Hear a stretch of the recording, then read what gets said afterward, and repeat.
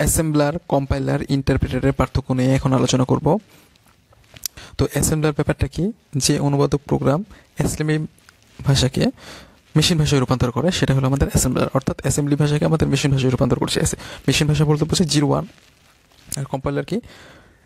যে অনুবাদক প্রোগ্রাম সম্পূর্ণ প্রোগ্রামকে মেশিন ভাষায় রূপান্তর করে তাকে আমাদের কম্পাইলার বলে। আর ইন্টারপ্রেটার কি?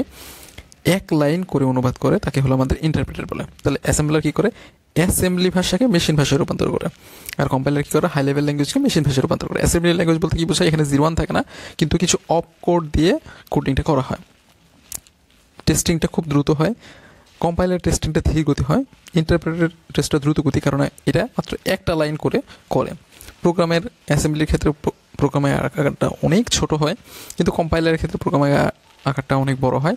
ইন্টারপ্রেটারের ক্ষেত্রেও প্রোগ্রামের আকারটা ছোট হয় এবং সেটা এক লাইন করে যেহেতু করে, এই জন্য আমাদের সময় এক লাইনের জন্য সময় কম লাগে, কিন্তু পুরো প্রোগ্রামটা করতে সময় একটু বেশি লাগে। কার্যপদ্ধতি অনেক ছোট, কার্যপদ্ধতি কম্পাইলার বেশ জটিল, মানে সফটওয়্যারের ক্ষেত্রে জটিল, কিন্তু সেটা ইউজারের ক্ষেত্রে অনেক সহজ। এবং ইন্টারপ্রেটারের ক্ষেত্রে সেটা অনেক সহজ, কারণ সম্পূর্ণ কাজ ইউজার করতেছে না। ইউজার যে কাজটা করলো সেটা হলো ইংরেজিতে কিছু লিখে দিল, এই লেখাটা জাস্ট চেক করতেছে সফটওয়্যার। মেমোরির এখানে আমাদের অ্যাসেম্বলিতে কম প্রয়োজন হয়, কম্পাইলারে বেশি প্রয়োজন হয়, ইন্টারপ্রেটারের মেমোরি আমাদের কম প্রয়োজন হয়। মেশিন প্রোগ্রামকে সম্পূর্ণ আমাদের অ্যাসেম্বলি ভাষা থেকে মেশিন ভাষায় রূপান্তরিত করতে পারে।